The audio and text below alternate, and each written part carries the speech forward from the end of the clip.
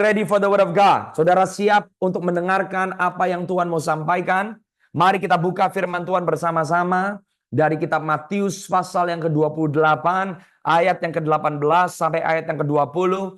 Hari ini dengan tema Momentum in the Movement. Saudara dan saya harus tahu bahwa saudara dan saya sedang hidup di dalam masa dan waktu yang paling menggairahkan. We are in God's momentum. We are in God's movement.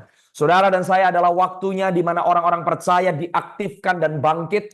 Di mana kekristenan yang hanya datang ke ibadah satu kali hari Minggu, kekristenan yang hanya datang untuk mendengarkan entertainment, mendengarkan khotbah, datang untuk melihat worship band, orang-orang yang datang hanya berdasarkan siapa yang berkhotbah, mengejar pengkhotbah, those days are over. Tapi saya mau katakan bahwa this is the hour, ini adalah musimnya di mana Tuhan sedang melepaskan kuasa dan otoritasnya memampukan orang-orang yang biasa-biasa. Mungkin saudara bukan pendeta, saudara bukan pemimpin, engkau bukan gembala, engkau bukan seseorang yang memiliki jabatan di gereja lokalmu. Tapi saya mau beritahu bahwa di dalam kegerakan Tuhan di akhir zaman ini, setiap orang percaya yang menerima Yesus Kristus sebagai Tuhan, Juru Selamatnya, orang-orang yang sungguh-sungguh mengikuti, yang menjadi cara hidup, nilai, prinsip hidup Tuhan Yesus. Yang tua, yang muda, laki-laki, yang perempuan, pendidikan tinggi atau yang tidak berpendidikan. Tapi saya mau katakan bahwa you are in God's movement.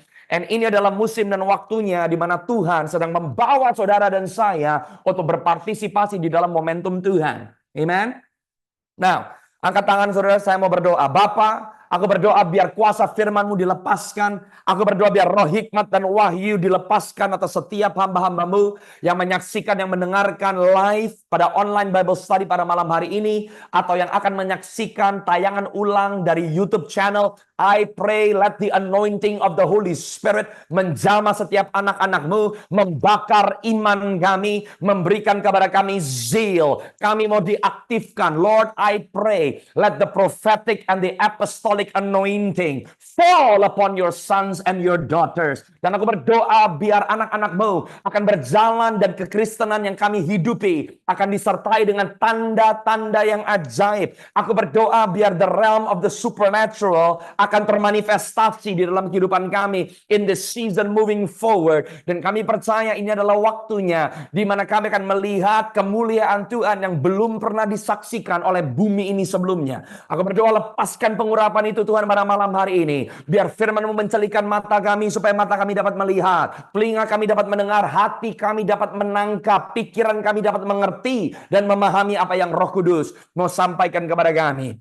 Saya melihat ada seseorang yang bergabung pada online Bible Study pada malam hari, ada problem di bagian lehermu, ada ketegangan di bagian lehermu, ada seperti uratmu yang ketarik di bagian lehermu, ada kesulitan untuk menengok ke kiri dan ke kanan, ada ketegangan. God is healing you right now in the name of Jesus. God is healing you right now. Ada seseorang di sini kau mengalami problem di dalam bagian prostat. God is healing you right now. I rebuke prostate cancer in the name of Jesus.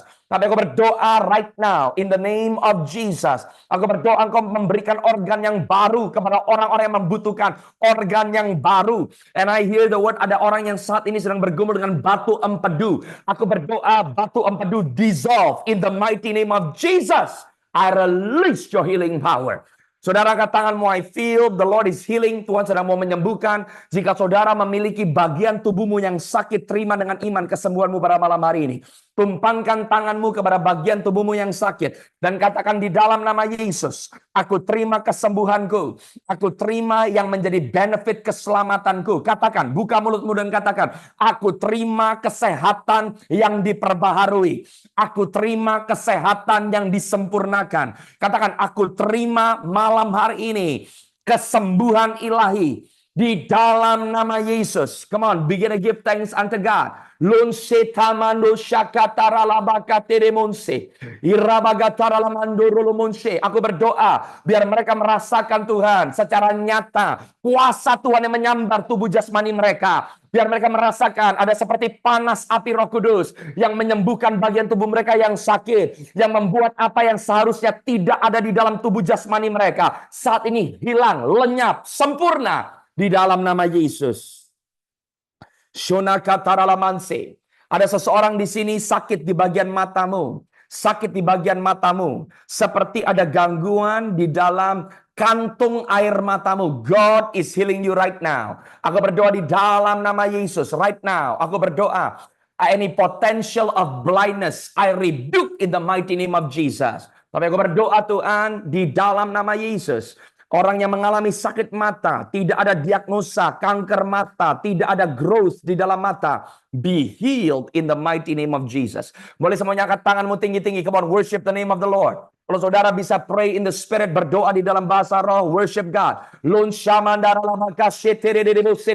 Mari tinggikan dia. Malam hari ini in this online Bible study, kita bukan hanya mendengarkan perkataan manusia, kita bukan hanya mendengarkan pengajaran, tapi kita datang bersama-sama berkumpul mengagungkan nama di atas segala nama. We are here to worship the name of Jesus. Ada kuasa di dalam nama Yesus. Tidak ada nama yang lain di bawah kolong langit ini selain nama Yesus. Kepada nama Yesus setiap lutut harus bertekuk lutut, kepada nama Yesus setiap lidah harus mengaku, kepada nama Yesus setiap roh jahat harus pergi dan menyingkir di dalam nama Yesus. Aku berdoa ada seseorang yang di sini, engkau mengalami gangguan di dalam rumahmu, seperti ada gangguan, ada barang yang bisa bergerak-gerak dengan sendirinya, seperti rumahmu itu dihantui. Hari ini I rebuke every demonic spirit yang ada di dalam quarters, tempat di mana engkau tinggal, di tempat di mana engkau bermukim bersama dengan keluargamu. I rebuke you and I cast you out in the mighty name of Jesus. Aku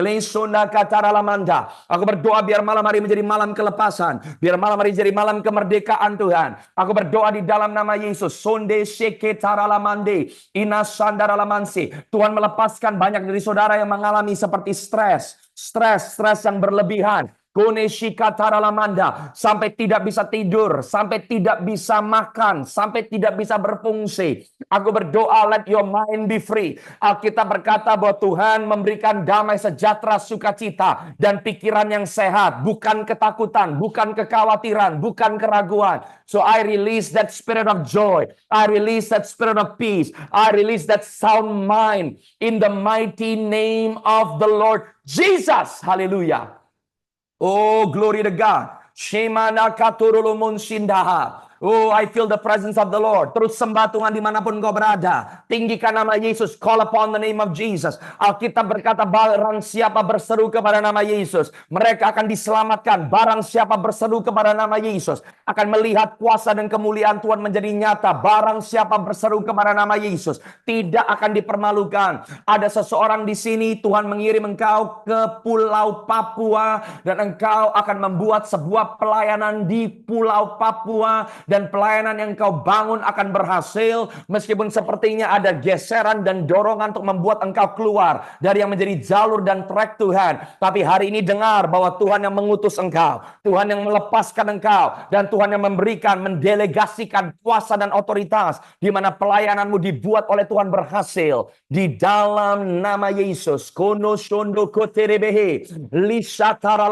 Ada seseorang di sini, saudara bergerak di bidang jurnalisme. Tuhan akan membukakan pintu. Ada koneksi dan pekerjaan yang baru yang akan berhubungan dengan jurnalisme. God is opening the door. I speak that blessing in the name of Jesus. I speak that open door in the name of Jesus. Bapak, aku berdoa bagi setiap anak-anakmu mengakhiri tahun 2024. Biar kami mengakhiri tahun 2024 melihat Tuhan engkau berperkara di dalam hidup kami. Engkau berjanji bahwa barang siapa berjalan bersama dengan engkau, hidup kami tidak dipermalukan, tapi hidup kami akan melihat Tuhan menopang, membela orang-orang kudusnya. Aku berdoa minta pembelaan Tuhan bagi setiap anak-anakmu yang membutuhkan pembelaan dari Tuhan. Aku berdoa biar hari ini bangkit pahlawan-pahlawan iman. Hari ini bangkit orang yang mengerti identitasnya. Hari ini bangkit orang-orang yang bukan hanya tahu, tapi mengalami kuat kuasa Tuhan bergerak, bekerja di dalam kehidupan mereka. Shone kataraman shinamarataralabasite umashina kandoroloboso torololobugusidaha elebo shinananamanse. Ada seseorang di sini, engkau memiliki anak laki-laki dan anak laki-lakimu sedang terbaring di rumah sakit, dan engkau membutuhkan biaya, engkau membutuhkan dana untuk bisa melakukan pengobatan untuk anak laki-lakimu dengan tuntas. Aku berdoa for an open door. I pray for a financial miracle. Aku berkatakan bahwa Tuhan engkaulah penyedia yang menyediakan bukan hanya apa yang kami perlukan, tapi Alkitab berkata engkau menambahkan dan menambahkan dan menambahkan. anak-anakmu tidak akan pernah meminta-minta roti. Tapi sebelum kami meminta, bahkan Bapa kami yang di surga menyediakannya bagi kami. I release that prosperity in the name of Jesus. Oh, haleluya. Terima kasih Tuhan. Come on, just worship the Lord. Just worship the Lord. Just worship the Lord. Katakan haleluya. Syukurulumun senda. Aku berdoa biar pengurapan-Mu Tuhan begitu deras mengalir atas setiap kami. Waktu kami memperkatakan, waktu kami mempelajari firman-Mu, kami berdoa biar firman-Mu hari ini memberikan terobosan-terobosan yang baru. Firman-Mu memerdekakan kami. Terima kasih sebab Engkau hadir lewat Zoom ini Tuhan pada malam hari ini. Dan orang-orang yang tergabung di negara-negara, kota-kota yang berbeda. Kami satu di dalam Tuhan dan kami berikan segala hormat, pujian, syukur hanya kepada nama di atas segala nama, yaitu nama Yesus, nama yang berdaulat, nama yang berkuasa dari dulu, sekarang, sampai selama-lamanya. Di dalam nama Yesus, saudara yang siap untuk sama-sama mempelajari firman Tuhan, mari sama-sama katakan amin, haleluya. Katakan praise the Lord, katakan praise the Lord. Katakan praise the Lord. Jika ada pesan-pesan yang disampaikan dan saudara adalah orang yang dimaksud dari apa yang disampaikan, saudara bisa tulis di kolom komentar atau mengirimkan pesan kepada admin kami. Kami mau mendengarkan kesaksian-kesaksian akan apa yang Tuhan lakukan. Jika engkau disembuhkan di dalam bagian tubuhmu yang sakit, katakan praise the Lord, terima dengan iman. Sampai akhir Zoom ini engkau akan alami kuasa kesembuhan ilahi. Karena sakit penyakit tidak boleh menempel di dalam tubuh jasmanimu. Tuhan memberikan bilur-bilurnya dan oleh karena bilur-bilurnya, saudara dan saya sudah menjadi sembuh. Haleluya. Amin. Nah, saudara, pada malam hari ini saya mau bicara tentang mengenali the momentum in the movement. Saudara harus mengerti bahwa saudara dan saya saat ini sudah memasuki untuk kalender orang Ibrani. Kita memasuki tahun 5785 dan saya nggak mau bahas tentang kalender orang Ibrani sebab kita orang-orang percaya tidak mengkultuskan. Ya, tapi kita harus tahu bahwa Tuhan bekerja melalui orang-orang Yahudi dan perayaan-perayaan the feast of the Lord. Apa yang terjadi di Israel adalah sebagai gambaran yang sedang terjadi secara global. Kemana Israel melangkah, kesitulah gereja Tuhan melangkah. Kemana Israel melangkah, kesitulah bangsa-bangsa melangkah. Saudara dan saya tahu bahwa Israel sedang ada di dalam musim perang. Israel ada di dalam musim perang dan perang yang dimulai dari bulan Oktober tahun lalu semakin lama semakin memanas dan sekarang bahkan bersama dengan Iran dan juga Lebanon. Bukan hanya dengan Palestina atau dengan orang-orang yang ada di Gaza, tapi sudah melibatkan Lebanon, sudah melibatkan Iran. Ini menjadi tanda lonceng yang sedang berbunyi bahwa saudara dan saya ada di dalam musim peperangan. Gereja harus siap berperang. Kalau saudara mau menghidupi yang menjadi janji-janji Tuhan di dalam akhir zaman ini di musim 2024, 2025 dan seterusnya, saudara dan saya harus siap berperang. Jika saudara tidak berperang, maka yang terjadi adalah seperti Daud. Waktu orang Kristen malas berperang, orang Kristen malas bekerja, orang Kristen tidak melakukan apa yang seharusnya dilakukan, maka di situ pintu terbuka untuk roh jahat bisa masuk dan iblis memporak-porandakan kehidupan saudara dan saya. Saya mau saudara dan saya mengerti sebab ini adalah momentum. Katakan sama-sama momentum. Momentum bukan berarti segala sesuatunya baik. Tapi di tengah-tengah keadaan yang tidak baik sekalipun, di tengah-tengah keadaan yang paling seperti yang mengancam, mungkin di dalam keadaan keluargamu, di dalam keluarga pernikahanmu, di dalam keadaan hubungan orang tua dengan anak, di dalam keadaan bisnismu, di dalam keadaan pekerjaanmu, di dalam keadaan finansialmu, sepertinya yang terjadi adalah gejolak. But I am declaring bahwa di tengah-tengah gejolak yang saudara sedang alami, saudara sedang ada di dalam momentum Tuhan. Bagaimana kita menyikapi momentum Tuhan itu sangat penting. Amin. Saudara, saya mau saudara catat, saudara. We are in a season of intense warfare. Di awal tahun 2024, saya sampaikan bahwa kita sedang memasuki musim di mana kita akan mengalami perjumpaan dengan Tuhan, Sang Panglima, the man of war. Kalau saudara ingat di awal Januari, yang saya sampaikan lewat online Bible study adalah encounters with the man of war. Bahwa kita ada di dalam musim berjumpa dengan Tuhan sebagai pahlawan perang. Perang yang sudah terjadi semakin hari sedang semakin intens. Saudara dan saya harus sadar bahwa memasuki tahun 2025, peperangan tidak akan semakin mereda. Tapi saudara dan saya harus tahu bahwa peperangan kita bukan melawan darah dan daging, tapi peperangan kita adalah melawan penghulu-penghulu, kuasa-kuasa kegelapan yang ada di dalam udara. Oleh sebab itu bagaimana saudara dan saya memosisikan diri sebagai orang percaya, menentukan bagaimana kita akan berjalan di dalam kemenangan yang sudah Tuhan berikan buat saudara dan saya yang mengerti. Katakan amin. Nah, pada malam hari ini saya mau lepaskan kepada saudara semua. This is a prophetic word yang saya terima dari Tuhan. Saudara, sebagai satu tanda dari peperangan yang semakin lama akan semakin intens. The Lord showed me bahwa di tahun 2025, perhatikan negara Taiwan. The Lord showed me kata-kata yang saya dengar di dalam roh saya dengan spesifik. Tuhan berkata bahwa the nation of Taiwan will be in a war for her survival. Saudara perhatikan bahwa ada goncangan dan gejolak yang akan terjadi di negara Taiwan. And the Lord says that will be a signal. And apa yang terjadi di Taiwan akan memberikan signal dengan apa yang akan terjadi di negara-negara Asia lainnya termasuk Asia Tenggara. So that is one of the prophetic word yang saya mau lepaskan pada malam hari ini.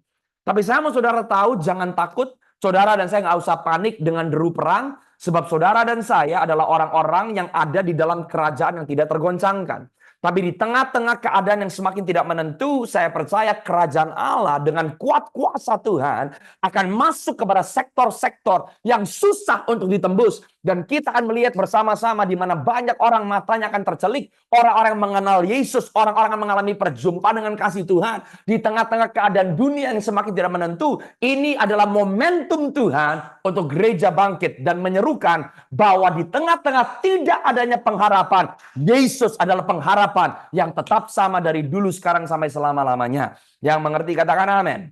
Haleluya. Nah, saudara, sebelum kita masuk di Matius pasal yang ke-28, ayat yang ke-18 sampai 20, saya minta saudara catat.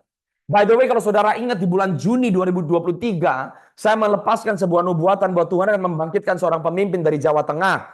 Dan waktu kebangkitan pemimpin ini akan mulai muncul, dan kita tahu bahwa Indonesia sudah memiliki presiden yang sebentar lagi akan memulai jabatannya, presiden yang sudah terpilih. Ya, dan kita tahu bahwa wakil presiden yang terpilih dari Jawa Tengah. Saya percaya bahwa Jawa Tengah akan memiliki suatu peran yang sangat penting untuk kegerakan Tuhan untuk Indonesia di akhir zaman ini. So, orang-orang yang tinggal di Jawa Tengah, persiapkan dirimu. Dan saya percaya bahwa Jawa Tengah memiliki peran, Jawa Tengah dikhususkan oleh Tuhan, dan Jawa Tengah akan menjadi tempat di mana akan terjadinya suatu lawatan kegerakan Tuhan, khususnya di mana suara kenabian, prophetic anointing akan dilepaskan begitu dahsyat, khususnya di region Jawa Tengah. Kalau saudara di Jawa Tengah, saudara bisa tulis di kolom komentar, kasih tahu saudara di mana. Semarang, Cirebon, may the Lord bless you. Saya mau lihat berapa banyak orang yang bergabung malam hari ini dari Jawa Tengah. Nah, saudara, di dalam pesan yang saya sampaikan tahun lalu berhubungan dengan kepemimpinan yang Tuhan akan bangkitkan lewat Jawa Tengah, saya katakan bahwa akan terjadi seperti riots atau unjuk rasa seperti di zaman-zaman yang sebelumnya atau di tahun-tahun yang sebelumnya, di mana khususnya mahasiswa-mahasiswa akan bangkit.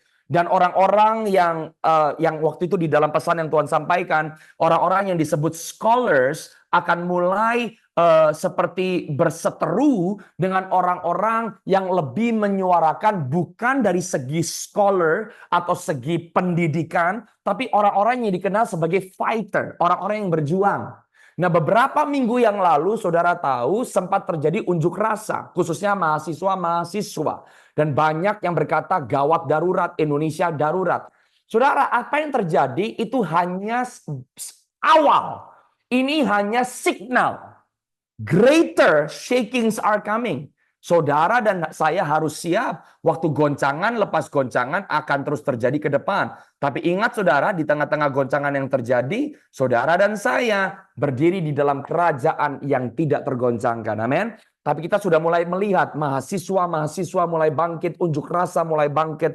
But the Lord says more will come. The conservatives will fight against the liberals. So artinya apa? Di dalam satu gejolak yang akan terjadi saudara, ada satu kebangunan, awakening is coming. Seringkali waktu kebangunan terjadi dan mata orang-orang tercelik akan apa yang terjadi di alam roh, di alam supranatural, itu akan termanifestasi dengan gejolak dan juga kebangkitan yang akan mulai terjadi di sektor-sektor pemerintahan, di sektor-sektor bisnis, di sektor-sektor edukasi. Sebab saya katakan berkali-kali, kebangunan rohani harus berlanjut kepada reformasi yang mengubah nasib sebuah bangsa. Amin. Kebangunan rohani bukan hanya orang-orang getar-getar asik sendiri di gereja, tapi kebangunan rohani yang otentik, kebangunan rohani yang otentik, kebangunan rohani yang betul-betul organik, kebangunan rohani yang betul-betul berdampak, harus menuju kepada reformasi. Bangsamu, kotamu, generasimu mengalami lawatan Tuhan. Amen. Nah, saudara perhatikan. Saya minta saudara catat ya. Saudara, waktu saya melihat Matius 28 ayat yang ke-18 sampai 20, Tuhan berkata bahwa ini adalah waktunya di mana saudara dan saya harus dikomisikan, commission, harus ditabiskan. Saudara dan saya, generasi yang apostolik bukan hanya sekedar diutus. Saudara dan saya, we are commissioned, bukan hanya sent out. Di dalam musim peperangan ini, saudara dan saya harus di-commission. Saudara harus ditugaskan, bukan hanya diutus. Seringkali orang berpikir generasi yang apostolik, gereja yang apostolik berarti hanya diutus. Bukan. Jika saudara dan saya hanya diutus hanya ngomong tentang tempat. Diutus hanya ngomong tentang sebuah destinasi. Diutus hanya bicara tentang sebuah tempat di mana saudara diutus pergi ke tempat yang baru. Tapi gereja yang apostolik adalah gereja yang dikomisikan. Gereja yang di-commission, gereja yang ditugaskan, gereja yang diberikan tanggung jawab. Yang mengerti katakan amin. Saudara dan saya ada di dalam momentum kegerakan Tuhan, di mana saya percaya the apostolic anointing, pengurapan apostolik itu sedang dilepaskan secara dahsyat dan luar biasa. Catat saudara, apa yang menjadi ciri khas seorang rasul? Apa yang menjadi ciri khas pelayanan yang apostolik? Pelayanan apostolik bukan hanya diutus ngerintis gereja baru. Pelayanan apostolik bukan hanya pergi ke kota baru. Pelayanan apostolik bukan hanya supaya gerejanya makin banyak. Pelayanan apostolik bukan hanya supaya organisasinya makin besar. That is not the apostolic ministry. Sekarang banyak orang memakai label apostolik dan profetik. Tapi yang ada bukan apostolik dan profetik, saudara. Yang ada aneh-aneh dan rematik. Profetik bukan kita getar-getar, profetik bukan kita ngawang-ngawang, apostolik bukan hanya kita pergi ke tempat-tempat yang baru untuk merintis pelayanan yang baru, membangun organisasi. No, that is not apostolic ministry. Tapi apostolic ministry bicara tentang otoritas yang didelegasikan. Nah, malam hari ini, to catch the momentum of the movement, saya mau mengajarkan kepada kita semua bagaimana untuk kita bisa menerima dan menghidupi otoritas yang didelegasikan. Oke, catat. Kalau saudara lihat kata rasul, apostol di bahasa Yunaninya, kata rasul itu artinya delegasi, a delegate. Seseorang yang diutus dengan perintah. Look at that. Jadi saudara bukan cuma diutus, tapi saudara diutus membawa mandat. Saudara diutus membawa otoritas. Saudara diutus membawa berkat. Oleh sebab itu, gereja dan generasi yang apostolik harus mengerti pentingnya terhubung dan terkoneksi satu generasi dengan generasi yang sebelumnya. Kenapa peran gereja lokal penting? Kenapa orang-orang percaya harus belajar dimuridkan dan memuridkan? Kenapa orang percaya harus digembalakan dan menggembalakan? Kenapa hari-hari ini saya katakan bahwa orang-orang Kristen harus bangkit jadi pemimpin. Setiap orang percaya harus menjadi pemimpin. Sebab gereja Tuhan tidak bisa menjadi generasi yang apostolik. Gereja Tuhan tidak memenuhi mandat apostolik kalau kita tidak membawa delegasi atau didelegasikan dengan mandat, perintah, dan otoritas. Yang mengerti katakan amin. Waktu saya pelajari kata commission di dictionary atau di kamus, dikatakan orang yang dikomisikan adalah orang-orang yang dihasilkan, produce specially to order. Waktu saudara dikomisikan, saudara itu dibentuk, dipersiapkan tepat untuk pekerjaannya. Gereja yang apostolik, orang-orang yang dipersiapkan di dalam gereja lokal, orang-orang yang dimuridkan, seharusnya Anda di custom made oleh Tuhan untuk panggilanmu. Orang yang apostolik hidupnya tepat sasaran. Tidak ada yang bisa menyelesaikan mandat Tuhan di dalam kehidupan saudara. Tidak bisa digantikan oleh orang lain. Yang mengerti katakan amin. Nah, waktu saya pelajari kata commission, commission itu seperti pangkat. Pangkat seorang officer, pangkat seorang yang memiliki rank, ya. Officer.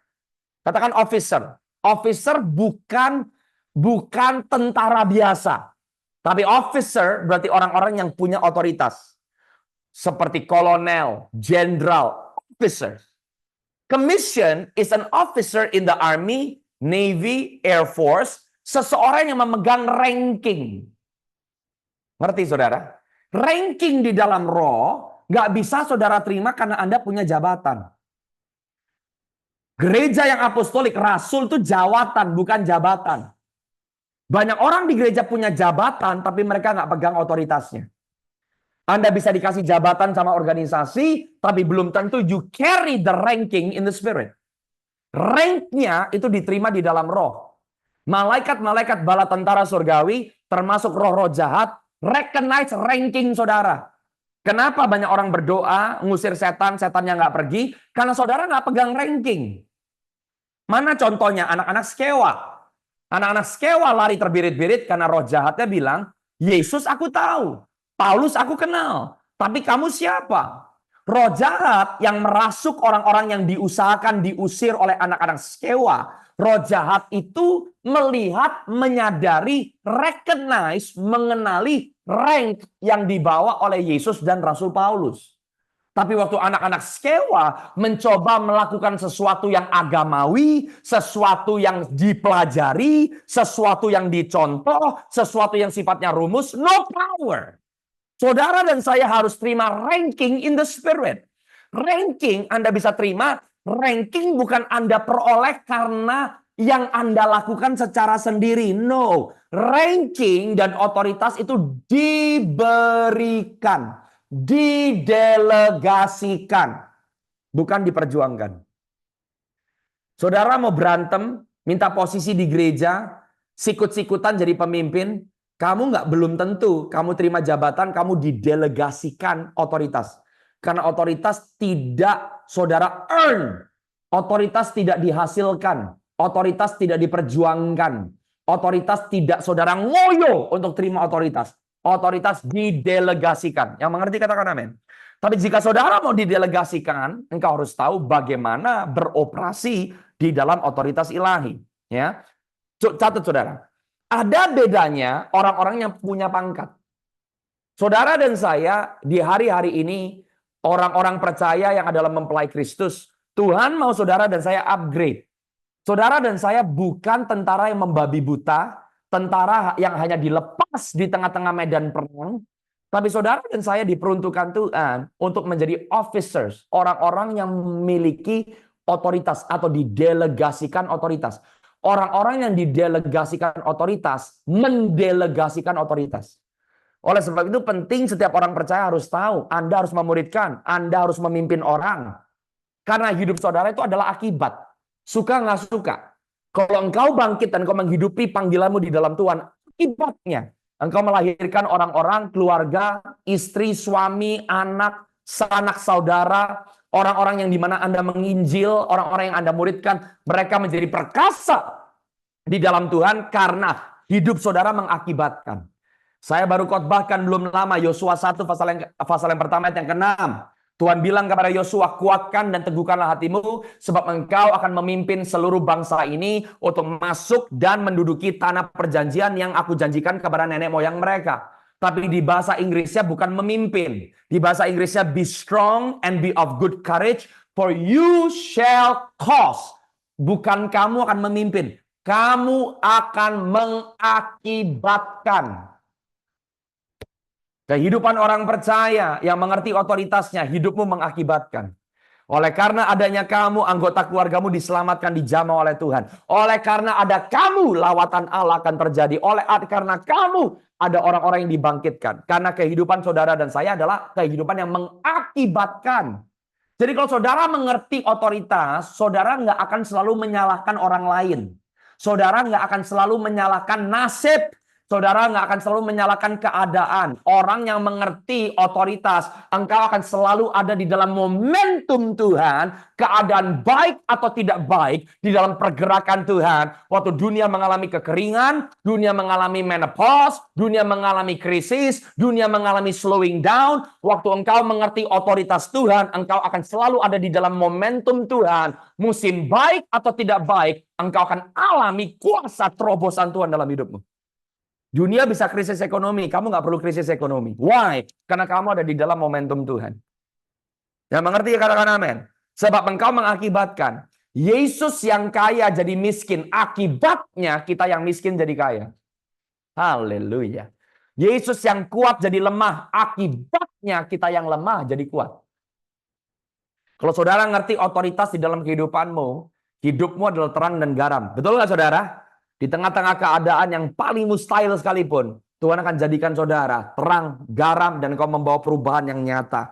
Yang mau katakan sama-sama amin.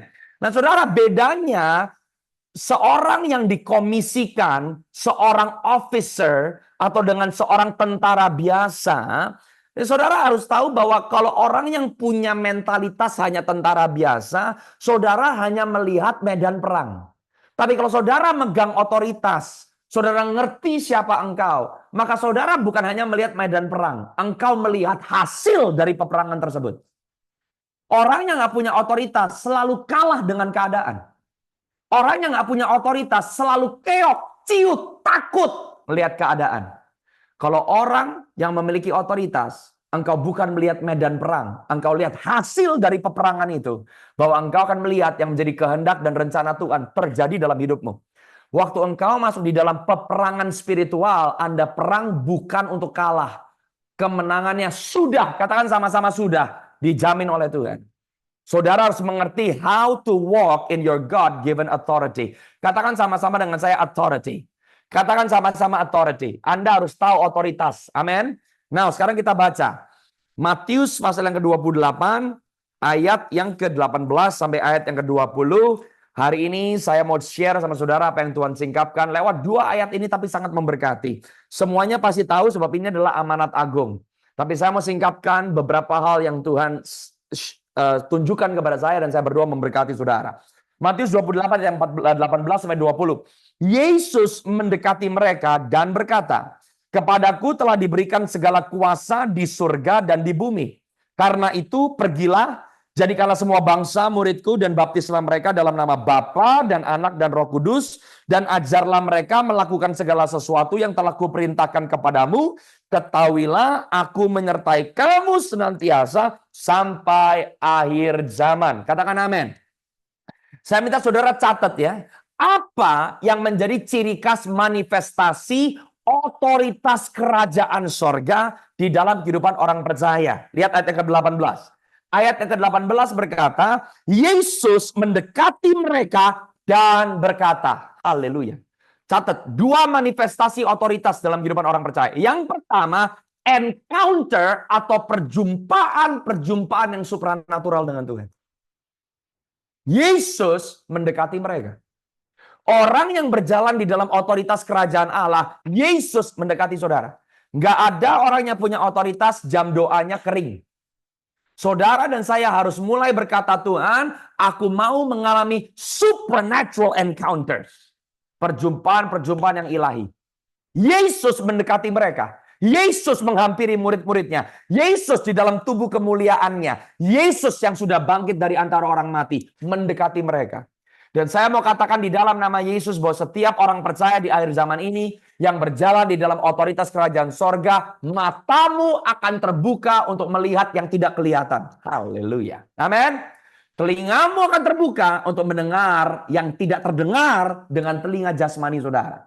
Alkitab berkata Yesus mendekati mereka dan berkata. Ciri khas yang kedua. Apa ciri khas orang yang berjalan di dalam otoritas? The voice of the Lord, suara Tuhan. Saudara harus bisa mendengar suara Tuhan, khususnya untuk mengetahui yang menjadi destiny dan panggilan saudara secara spesifik. Kritis untuk gereja mendengar suara Tuhan. Sebab jika tubuh Kristus mendengar suara kepala, berarti gereja Tuhan sedang berkolaborasi dengan Sang Kepala. Gereja pribadi atau secara keseluruhan yang tidak mendengar suara Tuhan, berarti saudara belum tentu ada di dalam kehendak Tuhan. Makanya pelayanan profetik akan kembali kepada gereja-gereja lokal. Kenapa orang-orang percaya di akhir zaman ini harus melatih telinganya? Dan saya percaya Tuhan melatih telinga gereja untuk mendengar suaranya. Sebab ini adalah ciri khas orang yang berjalan di dalam otoritas. Kalau engkau tidak mengalami perjumpaan dengan Tuhan, kalau kamu nggak dengar suara Tuhan, kamu nggak tahu otoritas yang kamu miliki. Manifestasi otoritas kerajaan sorga adalah saudara mengalami perjumpaan dengan yang supranatural. Dan yang kedua, saudara mendengar suara Tuhan. Yang mengerti katakan amin. Ini ciri khasnya. Alkitab berkata, Yesus mendekati mereka dan berkata, kepadaku telah diberikan segala kuasa di sorga dan di bumi. Haleluya.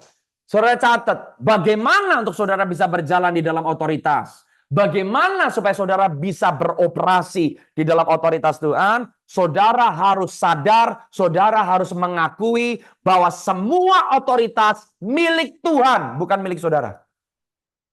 Penundukan diri kepada otoritas Tuhan, penundukan diri kepada keputusan Tuhan, penundukan diri kepada kehendak Tuhan, ketaatan kepada kehendak Tuhan. Saudara melepas kontrol akan keputusanmu sendiri, apa yang kamu pandang baik, apa yang kamu bisa lakukan, apa yang kamu mau lakukan. Waktu saudara memberikan Tuhan tempat untuk memutuskan, Dia yang menetapkan, Dia yang memimpin, Dia yang menentukan, otoritas engkau akan terima. Oh haleluya. Secara natural sepertinya kehilangan otoritas. Waktu kamu kehilangan tanda kutip otoritas secara natural dan kau belajar untuk tunduk kepada otoritas Tuhan, maka engkau sedang menerima otoritas secara spiritual. Haleluya. Semakin saudara kontrol, saudara atur sendiri, Anda pimpin sendiri, Anda lakukan sendiri, you have no authority in the spirit realm. Sebab otoritas dimulai waktu engkau sadar bahwa semua otoritas milik Yesus. Yesus berkata, kepadaku telah diberikan segala kuasa di sorga dan di bumi.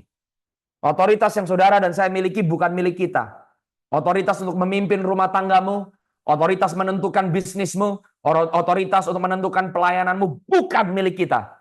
All authority. Katakan sama-sama, all authority. Semua otoritas adalah milik Tuhan.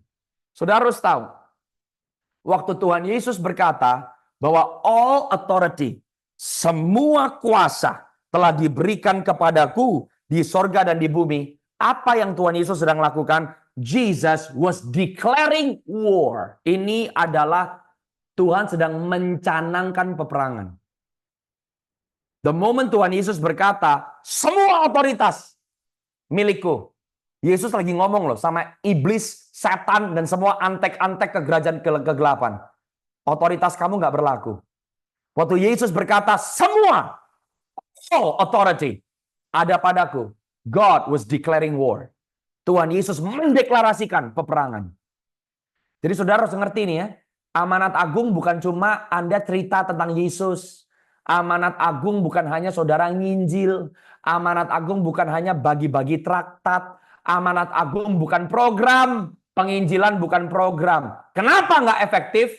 Penginjilan dimulai di alam roh. Sebab penginjilan adalah peperangan rohani. Saudara mau jadi berkat buat keluargamu, orang yang keras kepala kayak batu, kenapa saudara struggle? Kenapa Anda berkata, kenapa ya suamiku nggak mau denger ya? Kenapa anakku nggak mau denger ya? Kenapa keluargaku nggak mau denger? Karena saudara pakai daging. Kalau saudara mau menang di dalam penginjilan, Anda mau menang di dalam pelayanan, Anda mau menang waktu mendoakan orang, Anda mau menang waktu Anda counseling orang, Anda harus punya authority in the spirit. Dan harus dimulai dengan peperangan rohani. Yang mengerti katakan amin. Sifatnya di peperangan. Waktu Yesus bilang all authority, itu dia lagi deklarasikan perang. Aku yang paling berkuasa. Aku yang sanggup. Aku yang mampu. Ini deklarasi perang loh. Makanya amanat agung penginjilan itu bukan semuanya kita nyaman, kita asik program. No. Kalau gereja mau betul-betul memenangkan jiwa, gereja harus tahu bagaimana memenangkan peperangan di alam roh. Amin. Jadi kalau saudara lagi ngadepin keluarga yang keras, jangan bilang, ya saya hanya bisa berdoa. Kamu harus mulainya pakai doa. Because you receive your authority in prayer. Otoritas saudara terima di dalam doa. Yang mengerti katakan amin. Yang mengerti katakan amin. Oh haleluya. Saya berdoa saudara diberkati. Amen. Nah lihat diperhatikan ya. Waktunya makanya Alkitab berkata, kepadaku telah diberikan segala kuasa di sorga dan di bumi. Matius 18 berkata, apa yang kamu ikat di bumi terikat di sorga. Apa yang kamu lepas di bumi terlepas di sorga. Otoritas yang ada di dalam Yesus. Jadi saudara memenangkan peperangan rohani itu bukan aku ikat, aku tengking dalam nama Yesus, aku perkatakan, bagus. Tapi jika kehidupan kita nggak tunduk kepada otoritas Yesus, jika Tuhan Yesus tidak menempati tempat yang utama, doa kita sampai berbusa, nggak terjadi apa-apa. Sebab otoritas di mana kita beroperasi di dalamnya bukan milik kita, tapi milik siapa saudara? Milik Yesus. Katakan sama-sama milik Yesus. Katakan sama-sama milik Yesus. Haleluya. Waktu saudara dan saya tunduk kepada ketuhanan Tuhan Yesus, ini adalah kunci bagaimana kita menerima semua yang sudah ditebus oleh darah Yesus. Darah Yesus. Oh, it's a declaration of war. Kalau saudara lihat perang, perang pasti ada darah. Darah itu simbol perang. Jadi orang yang terima darah Yesus nggak cuma merasa ya aku udah ditebus, ya semuanya udah selesai, darah Yesus menyucikan. No, kalau saudara sungguh-sungguh mengapropriasikan, you appropriate the blood of Jesus, kamu akan gigih berperang setiap hari. Kamu nggak akan terima kekalahan karena kamu menghidupi the power of the blood of Jesus. Saya mau berdoa saudara, entah ada sakit di dalam tubuhmu, krisis ekonomi, that's not your destiny. Hari ini bangkit, bawa otoritasmu di dalam Tuhan. Sebab Alkitab berkata di Wahyu pasal yang ke-12, saudara dan saya menang oleh karena darah anak domba dan oleh karena kesaksian kita. Haleluya. Amin. Kuasa darah anak domba termanifestasi waktu saudara dan saya memiliki kesaksian, doamu dijawab. Sakitmu sembuh. Ekonomimu pulih, pelayananmu berhasil, jiwa-jiwa dimenangkan, anak-anak cucu-cucumu perkasa di dalam Tuhan. Saudara dan saya bukan orang yang kalah, tapi saudara dan saya adalah orang-orang yang menang, bahkan lebih daripada pemenang. Yang mengerti katakan amin. Nah, saya mau kasih satu ayat buat saudara, untuk saudara tahu ya, bagaimana kuasa, otoritas dan kuasa ini berjalan bersama-sama. Ya, di bahasa Indonesianya kita berkata segala kuasa. Tapi kuasa yang dimaksud bukan dunamos. Tapi kuasa yang dimaksud oleh Tuhan Yesus adalah authority. Exousia. Oke? Saya baru dapat sesuatu yang baru tentang hal ini. Sekarang saudara buka sama-sama dengan saya Markus pasal yang ke-14 ayat 62. Ini sesuatu yang menarik yang saya terima dari Markus pasal yang 14 ayat 62. Oke? This is God's momentum. Pakai otoritas. Amin. Jangan takut. Mulai berdoa. Terima terobosan. Mulai berdoa. Buat yang sakit di anggota keluargamu, lihat kesembuhan, melangkah dengan iman. Amen. Mulai menginjil, mulai keluar, mulai bergerak. Sebab kita ada di dalam momentum kegerakan Tuhan. Saudara dan saya bukan hanya orang-orang yang menyaksikan, tapi saudara dan saya diperuntukkan untuk berpartisipasi di dalam kegerakan Tuhan yang mau katakan amin. Praise be to God. Markus 14 ayat 62. Lihat di perkataan Yesus. Jawab Yesus, akulah dia. Lihat ya. Lihat nih, ini dia lagi diinterogasi sama imam besar. Coba deh, lihat dari ayat yang ke-60. Lihat dari ayat yang ke-60. Oke? Saya mau kasih lihat saudara prophetic picture nih. Gereja yang berkemenangan. Gereja harus keluar dari agamawi. Gereja yang liturgi, tapi nggak ada kuasanya. Gereja membosankan. Alkitab berkata, Markus 14 ayat 60. Maka imam besar bangkit berdiri di tengah-tengah sidang dan bertanya kepada Yesus. Ini Kayafas nih ya. Siapa yang lagi diadili? Imam besar agung, Yesus Kristus. Jadi Kayafas yang sedang mengadili ini imam palsu. Saya mau deklarasikan di dalam nama Yesus bahwa yang asli sedang muncul. Agama yang palsu, kepemimpinan yang palsu, ibadah yang palsu akan segera menyingkir. Yesus akan menyatakan kuasa pribadinya lewat orang-orang percaya yang mau. Dan saya percaya kekristenan kita bukan jadi Kristen yang membosankan lagi. Tapi engkau tahu bahwa kerajaan sorga ada di dalam saudara. Dan saudara bersama dengan Tuhan melakukan perkara-perkara yang besar. Yang mengerti katakan amin. Yang mengerti katakan amin. Waktu yang asli muncul, yang palsu mulai goyang. Imam besar Kayafas mengadili Yesus. Imam besar yang palsu mengadili imam besar yang sejati. Alkitab berkata, tidak, nah nih ya, imam besar ngomong sama Yesus, tidakkah engkau memberi jawab atas tuduhan saksi-saksi ini terhadap engkau? Ayat 61. Tetapi ia tetap diam dan tidak menjawab apa-apa. Dan imam besar itu bertanya kepadanya sekali lagi, katanya, apakah engkau Mesias, anak dari yang terpuji? Perhatikan jawab Yesus di ayat 62. Jawab Yesus, akulah dia. Dan kamu akan melihat anak manusia duduk di sebelah kanan yang maha kuasa dan datang di tengah-tengah awan di langit. Wow, perhatikan. Kalau di bahasa Indonesianya, kamu akan melihat anak manusia duduk di sebelah kanan yang maha kuasa. Tapi kalau di bahasa Inggrisnya, Alkitab berkata, you will see the Son of Man seated at the right hand of power.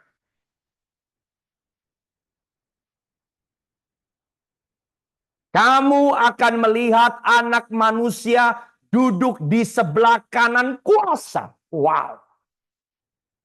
Yang disebut bukan Bapa, yang disebut kuasa. Dunamos. Kuasa Roh Kudus. Haleluya. Otoritas Tuhan manifestasi, karunia Roh Kudus mulai beroperasi. Kamu akan melihat anak manusia duduk di sebelah kanan kuasa. Kamu akan lihat anak manusia duduk di sebelah kanan Dunamos. Oh, di sebelah kanan yang maha kuasa dan datang di tengah-tengah awan-awan di langit. Awan-awan di langit itu ngomong tentang apa? Awan-awan di langit bukan awan-awan putih yang saudara lihat di langit. Alkitab berkata di kitab Ibrani bahwa kita memiliki banyak saksi bagaikan awan yang ada di langit. Awan-awan di langit berarti malaikat bala tentara surga siap berkolaborasi dengan saudara. Encounter in the heavenly places. Saudara akan bekerja sama dengan malaikat-malaikat surgawi, penglihatan-penglihatan surga. Dan yang di dalam surga akan turun bekerja sama dengan saudara. Apa yang terjadi waktu otoritas, kuasa itu mulai dimanifestasikan? Ayat 63. Maka imam besar itu mengoyakkan pakaiannya. Ini signifikan. Kenapa signifikan? Imam besar tidak boleh pakaiannya robek. Anda bisa baca di Perjanjian Lama, Anda bisa baca di kitab Keluaran, Anda bisa baca di kitab Imamat, Anda bisa baca di kitab Ulangan. Pakaian imam besar tidak boleh dirobek.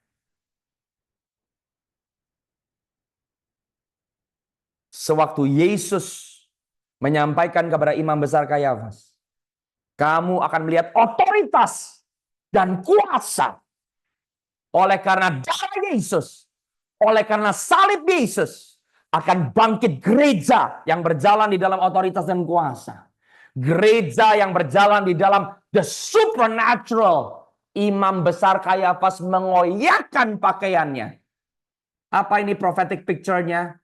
Kalau saudara mau lihat roh agamawi kalah. Roh agamawi kalah bukan karena kita adu teologi. Roh agamawi yang palsu kalah bukan karena kita jejeritan. Coba menunjukkan bahwa kita yang paling benar. Tapi kuasa supranatural Tuhan. Perjumpaan ilahi dengan surga. Gereja yang berjalan di dalam otoritas dan kuasa akan memiliki otoritas untuk mengalahkan the religious spirit yang ada di gereja-gereja. Imam besar Kayafas mengoyakkan pakaiannya. Jadi waktu imam besar Kayafas mengoyakkan pakaiannya, apa yang dia sedang lakukan? Dia sedang melepaskan, dia sedang forfeit, dia lagi meninggalkan, Dia lagi menanggalkan. Dia lagi melepas keimam besarannya. Siapa yang ambil alih? Yesus. Yang naik di atas kayu salib. Di mata dunia dia dicemooh. Janggutnya dirobek dari mukanya. Tubuhnya penuh dengan darah. Ada mahkota duri di atas kepalanya. Di mata dunia Yesus kalah. Tapi di mata surga, sang imam besar agung yang mengambil posisinya. Haleluya.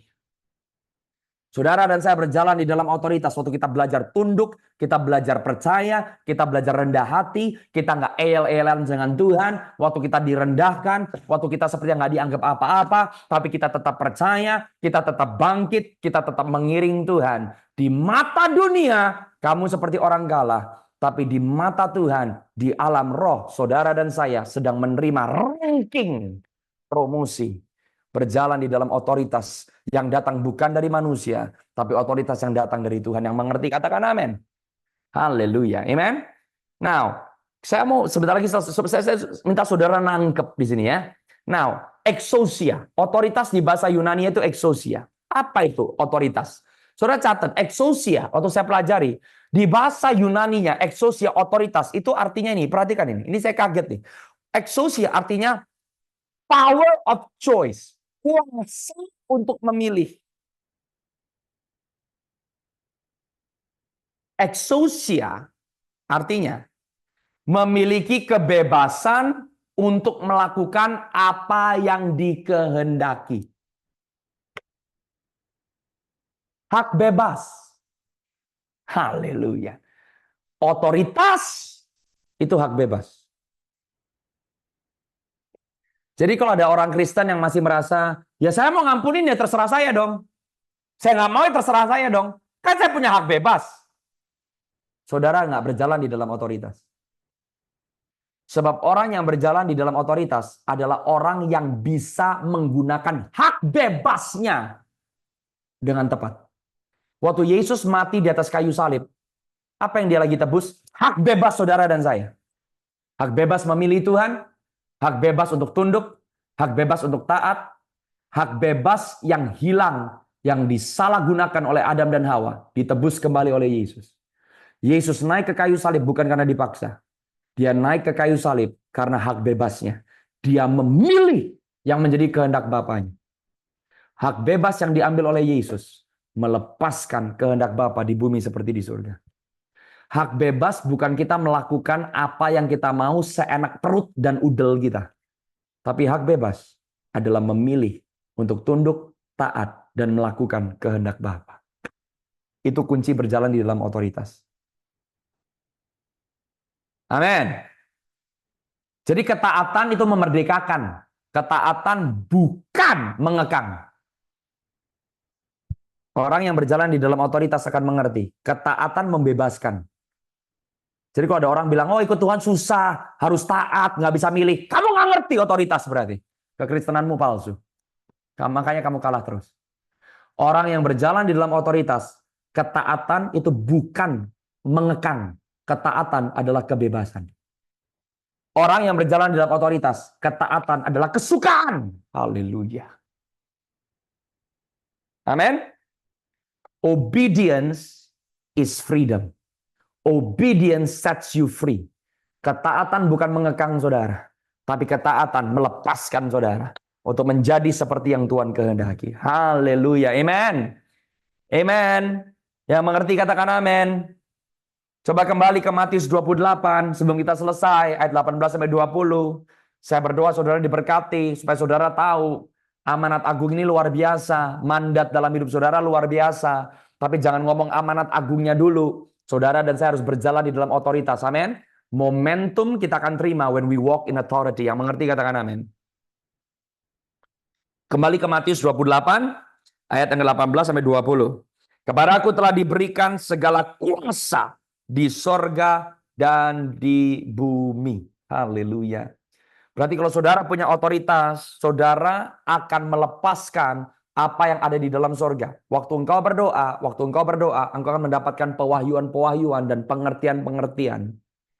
Waktu engkau berdoa, di surga engkau menerima apa yang menjadi realitas surga. Waktu engkau berdoa untuk di bumi, engkau melepaskan, engkau mendelegasikan. Di situ baru kita bisa berkata, kerajaanmu datang di bumi seperti di surga. Amen. Ayat 19, karena itu pergi. Ada tujuan. Baru kalau saudara punya otoritas, saudara baru bisa bergerak dengan leluasa di dalam kegerakan Tuhan dalam hidup saudara. Ada tujuan. Pergi. Jadikan. Ada fungsi dan tugas. Jadi murid, jadikan semua bangsa murid. Murid itu dijadikan. Murid bukan karena engkau ikut gereja lokal. Murid bukan karena engkau ikut program. Murid bukan karena engkau punya papa mama rohani. Murid bukan karena kamu punya pendeta idola. Murid bukan karena kamu ikut kelas pemuritan. Murid itu dijadikan. Murid itu dibentuk. Kamu nggak bisa jadi murid karena ikut program. Kamu nggak bisa jadi murid karena ikut sekolah teologi. Kamu nggak bisa jadi murid karena ikut program gereja. Murid dijadikan. Saudara yang punya otoritas, Anda punya kuasa dan otoritas menjadikan murid loh. Haleluya. Saudara bisa punya kuasa dan otoritas membentuk kehidupan orang. Ini apostolic anointing. Amin. Saudara bukan ngumpulin massa, tapi engkau membawa perubahan di dalam kehidupan orang-orang yang Anda layani. Amen. Jadikan semua bangsa muridku dan baptis. Nah, ini baru ngomong tentang apa yang harus dilakukan. Ini ngomong tentang pelayanan. Ini ngomong tentang pekerjaan pelayanan. Baptislah mereka dalam nama Bapa dan Anak dan Roh Kudus dan ajarlah mereka. Ini ngomong tentang karunia roh. You see that? Anda bergerak di dalam movement Tuhan. Setiap orang percaya yang ada di dalam kegerakan Tuhan, beroperasi di dalam karunia roh, terlibat di dalam pelayanan. Saudara mengimpartasikan dan memiliki kemampuan untuk membawa nilai tambah, membentuk kehidupan orang-orang.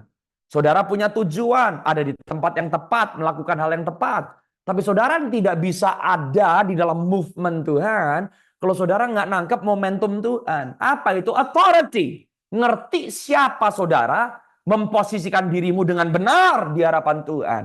Amen. Makanya hati bapak-bapak kembali kepada anak-anaknya, hati anak-anak kembali kepada bapak-bapaknya. Sama seperti Bapak dan Yesus adalah satu.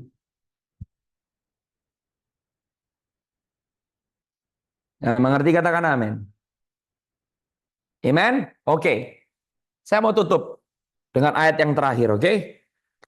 Ajarlah mereka melakukan segala sesuatu yang telah kuperintahkan kepadamu dan ketahuilah aku menyertai kamu senantiasa sampai akhir zaman.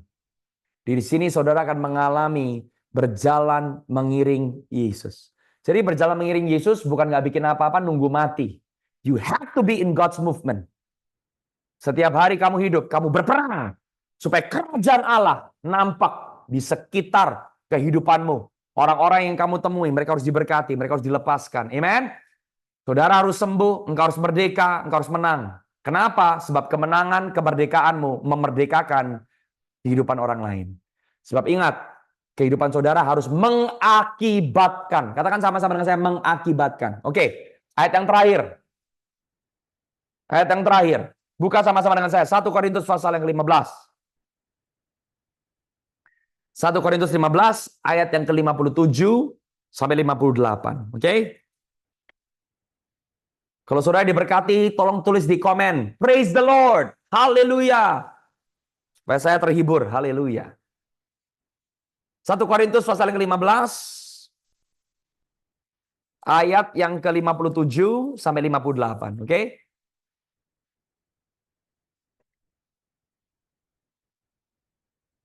Use your authority. Pakai otoritas saudara. Tunduk kepada Yesus.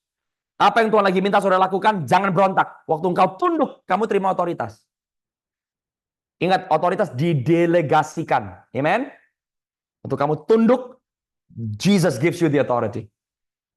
Oke, saya mau challenge saudara semua. Saya mau challenge saudara semua. Keluar dari zona nyaman.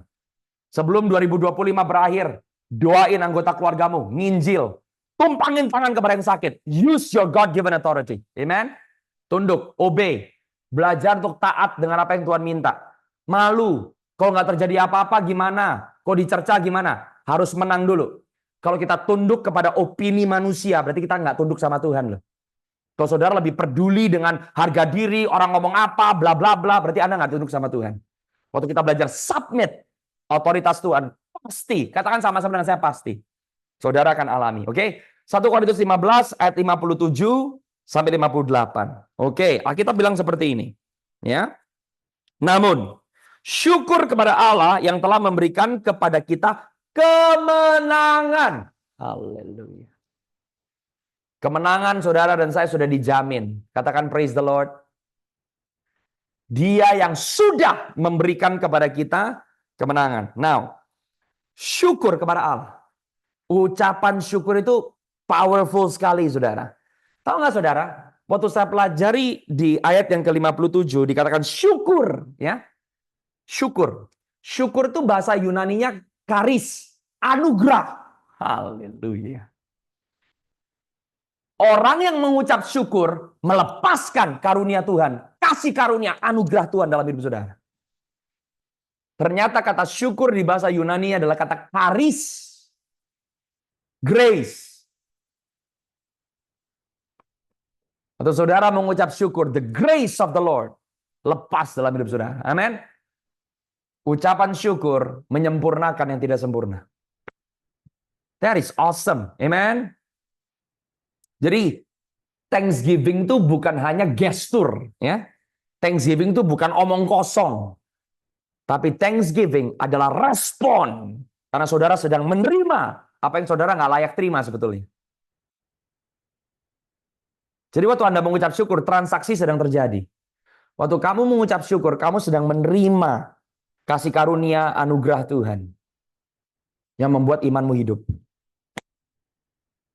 Amen. Makanya waktu Yesus mengadakan mujizat, 5 roti 2 ikan, memberikan makan 5.000 orang laki-laki, belum menghitung perempuan dan anak-anak. Apa yang Tuhan Yesus lakukan? Dia mengucap syukur. Ucapan syukur melepaskan anugerah kasih karunia dan mujizat.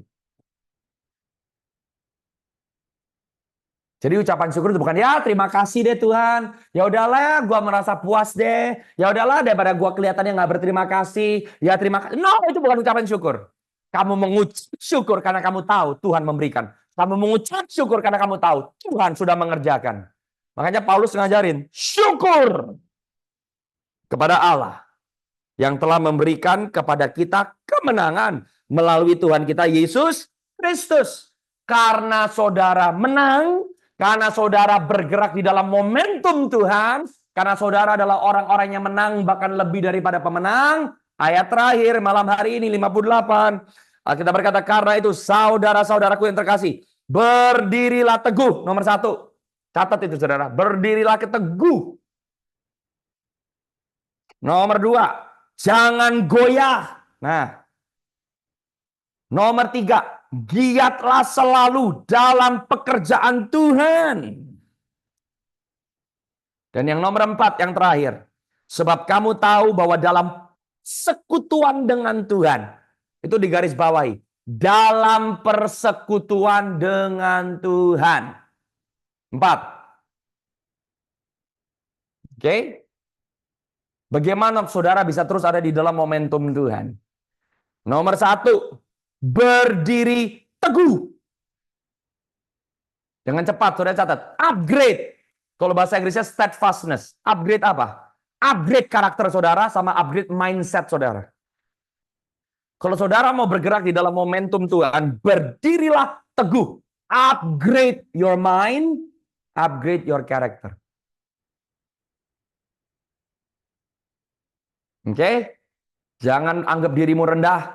Bermimpi dengan Tuhan. Percaya bahwa Tuhan melakukan perkara yang besar. Nomor 2 dikatakan jangan goyah. Be bold. Bahasa Inggrisnya immovable. Saudara harus berani. Ini adalah waktunya melangkah. Makanya saya mau challenge saudara, please belajar melangkah. Melangkah. Katakan sama-sama dengan saya melangkah. Katakan sama-sama dengan saya melangkah. Mulai lakukan apa yang saudara nggak berani lakukan. Mulai lakukan apa yang saudara belum pernah lakukan sebelumnya. Melangkah. Yang nomor 3. Dikatakan giatlah selalu dalam pekerjaan Tuhan. Apa itu? Rendahkan hatimu. Pelayanan itu butuh kerendahan hati loh. Kerendahan hati untuk saudara expect mujizat terjadi. Kalau Anda melayani sudah jadi rutin dan saudara sudah tidak mengharapkan dan tidak menantikan mujizat, pelayananmu hanya sekedar aktivitas. Dan yang terakhir nomor 4, Alkitab berkata, knowing in the Lord, sebab kamu tahu bahwa dalam persekutuan dengan Tuhan. Ini ngomong tentang apa? Unity. Strengthen your covenant with God. Dan perkuat perjanjian saudara dengan saudara seiman. Untuk gereja Tuhan bisa ada di dalam momentum Tuhan, saudara butuh bersekutu intim dengan Tuhan.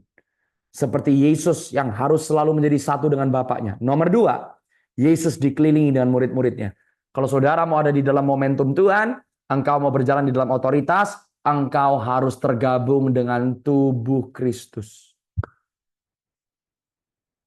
Simple. Amen. Saya berdoa malam hari ini engkau diberkati.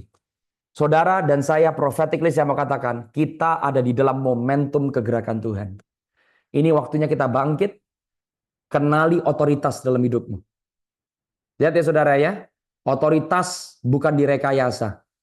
Otoritas membutuhkan pendudukan diri, otoritas butuh ketaatan. Dan saya percaya ini adalah waktunya di mana gereja yang berjalan di dalam otoritas bangkit. Apa ciri khasnya? Sekali lagi, engkau mengalami perjumpaan yang supranatural. Matamu akan terbuka. Ini adalah salah satu mandat saya kembali ke Indonesia, membangkitkan tentara dan generasi yang profetik. Tugas saya nomor 1 bukan menyampaikan nubuatan, tapi tugas saya adalah membangkitkan tentara, saudara semua. 259 orang yang tergabung dan orang-orang yang saya layani untuk semuanya melihat, mendengar, bernubuat, beroperasi di dalam karunia roh. Amen. Yang mau katakan amin. Yang mau katakan amin, saudara. We are in God's momentum. You need to know your authority. Engkau harus tahu otoritas yang ada di dalam saudara. Dan yang nomor 2, bukan hanya saudara mengalami perjumpaan dengan Tuhan, tapi saudara akan peka mendengar suara Tuhan. Dan saya berdoa waktu engkau mulai praktek, mendoakan orang, engkau peduli akan orang lain, engkau mulai praktek, engkau mulai melayani, engkau mulai praktek, maka saudara akan lihat Tuhan lakukan suatu perkara yang ajaib dan luar biasa lewat kehidupan saudara. Haleluya. Amen. Mari semuanya angkat tanganmu tinggi-tinggi. Saudara, saya mau berdoa buat saudara. I want to pray prayer of impartation. Bapak, aku bersyukur, berterima kasih untuk online Bible study pada malam hari ini. We are in God's momentum. Kami ada di dalam kegerakan Tuhan yang dahsyat, yang luar biasa. Dan Alkitab berkata bahwa apa yang belum pernah kami lihat dengan mata kepala kami, yang belum pernah kami dengar dengan telinga kami, yang belum pernah timbul di dalam hati kami, ini yang sedang Tuhan kerjakan, ini yang sedang Kau lakukan lewat kehidupan masing-masing kami anak-anak-Mu Tuhan. Aku berdoa untuk setiap orang yang tergabung di online Bible study malam hari ini, release a fresh anointing in the mighty name of Jesus. Aku berdoa setiap firman Tuhan yang kami sama-sama pelajari, kami belajar sama-sama malam hari ini tentang otoritas. Kami belajar akan apa artinya berjalan di dalam otoritas. Bagaimana untuk menerima otoritas. Untuk kita boleh terus ada di dalam momentum-momentum yang ilahi.